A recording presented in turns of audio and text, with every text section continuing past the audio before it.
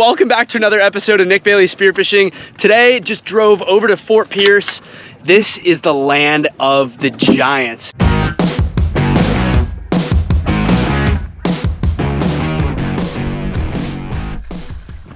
I knew we were gonna want chum for the rest of the day, so I had Cole go down and shoot us a cuda.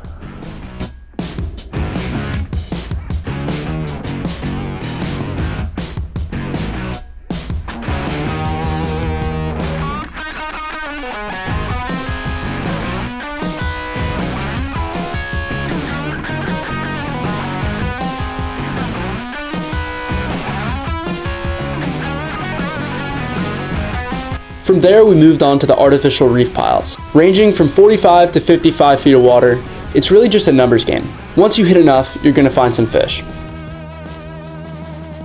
Mangrove snapper were one of our top targets for the day, so I was pumped to start off with a really nice one.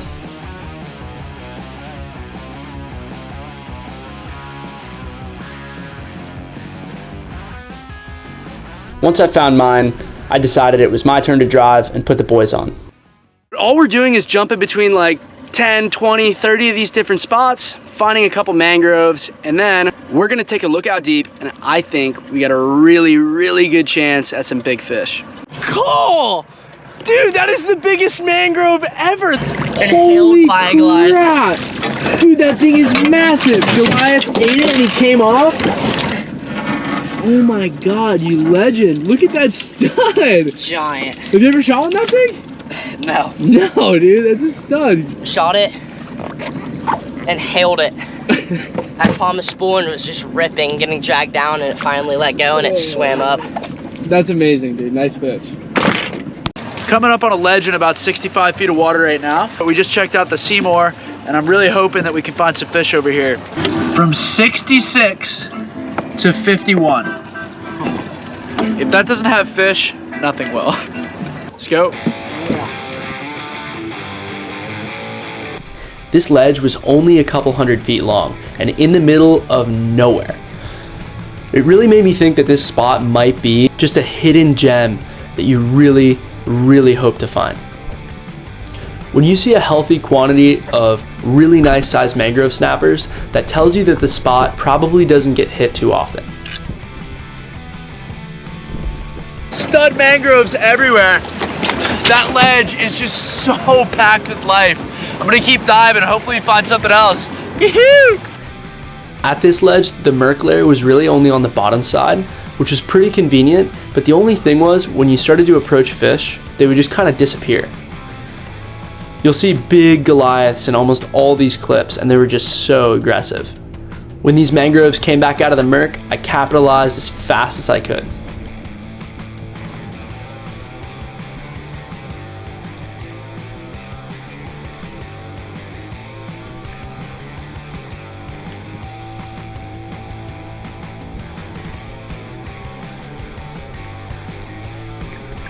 This is where things get dicey. Justin's coming up with a really nice snapper, and I'm pumped. I can see that this fish is really good size, but we have a shark coming in, and a Goliath grouper just swallows it like it's nothing. Sometimes when this happens, I'll just go over if I have enough breath and just do everything that I can to play tug of war with the Goliath, but unfortunately, the fish comes out of its mouth, and he is able to go back up and grab the fish again. So we did not land this fish, and we lost the shaft. I'm scanning around on the ledge, and I see that school of bait that I saw on the sonar. More Goliath groupers that are just waiting for an easy meal. And as I'm kicking around, getting ready to come up, I hear a shot. So decide to start surfacing, and when I look up, I see Cole and Justin just swimming their butts off. I had a feeling that this was gonna be a kingfish. I'm trying to tell Cole to pull it in a bit lighter because I can tell that the shot isn't all the way through and might be about to come out. It's my duty now to take a dive and see if I can secure a backup shot.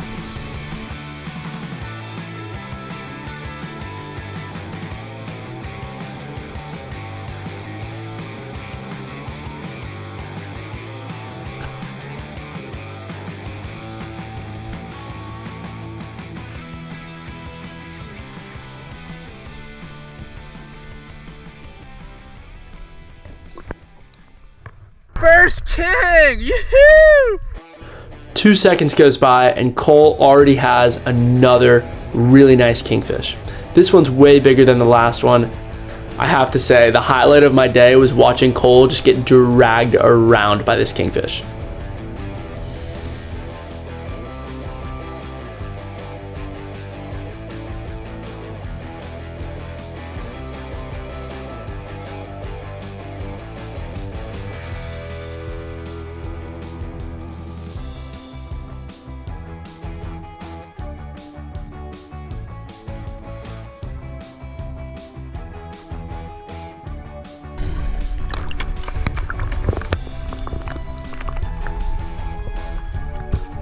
A couple come through again, and Justin plugs a monster.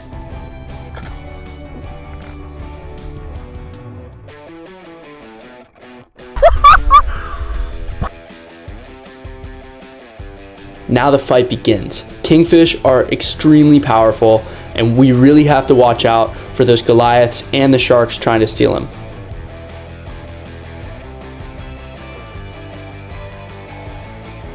Justin has an awesome shot in this thing, but these fish really do not go down easy. Unfortunately, I totally cooked that backup shot, and now we started to stress about these sharks. Luckily, Justin horsed this fish in, and we got a stud.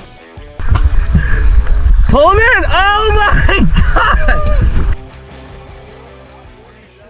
Man, I see two on the surface of Justin, and he's like, brr! And I'm like, dude, dive, go! Goes down. It's one big old king, just wouldn't give him the shot. And as he's about to come up, he looks under him, just went like 10 feet away. Just smokes him right in the head. I'm doing everything I can. Quickly, I tried to take a fast backup shot, I missed. The shark is just trying to eat this fish the whole time. And dude, Justin, you just got a stud! That was nuts, bro. That was crazy. Hold your fish up for the camera, bro. Good shot, man. I'm scared of this thing. No backup needed, baby. Dude, yeah. Well, that was ridiculous. Some big old kings, big mangroves. You got a massive storm coming too. There's some giant red in this storm and purple. I feel like purple means hurricane. Okay, time to reset.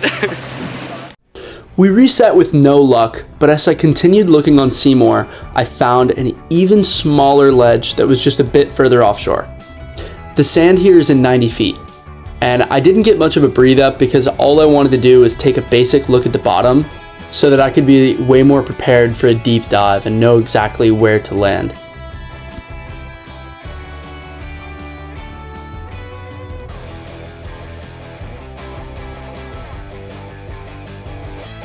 All I'm seeing right now is really big black margates, but the structure looked so good, I knew it would be promising. I turn around and I'm met with some monster snappers. I line up on the biggest one and I secure a shot.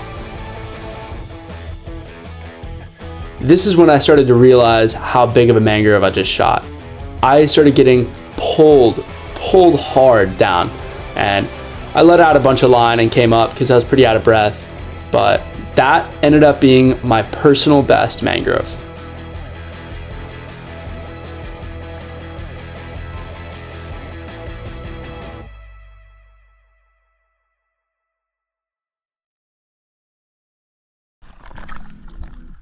That's a moose. Dude, there was so many down there. I thought they were red snappers. There's one big red.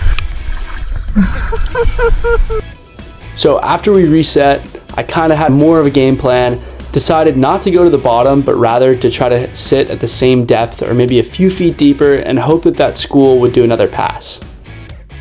We had very limited time with that storm, so I knew that this would probably be my last drop.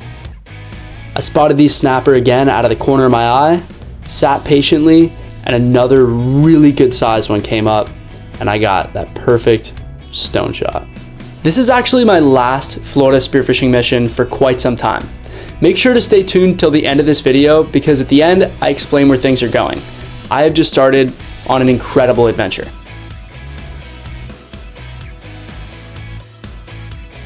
On our way in, we marked something really small on the sonar, and I had to hop in to just check it out. These reds really aren't that smart, but they are super good to eat.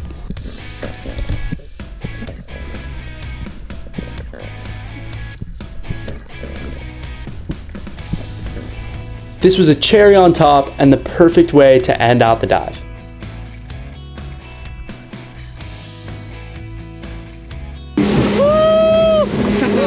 Yeah, You know your mangroves are big when they make your groupers look tiny.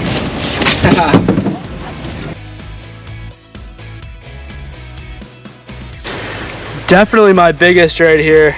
Just weighed one the other day that was about 1.5 inches smaller than this guy, and he was 9.5 pounds. So I can only imagine that this guy's got to be about 11.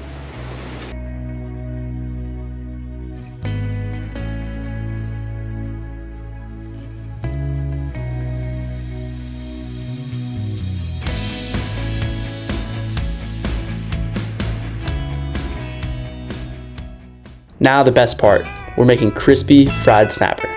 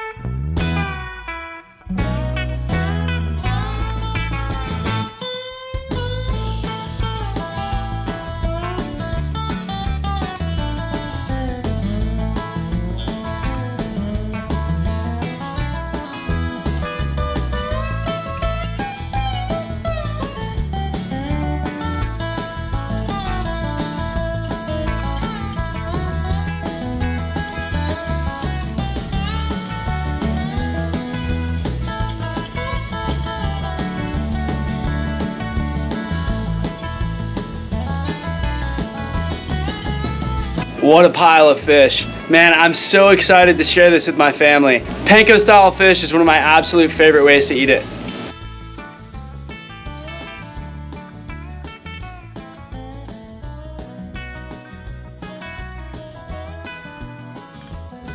That is incredible, and just how I remember it. Every time I have this, I'm so happy.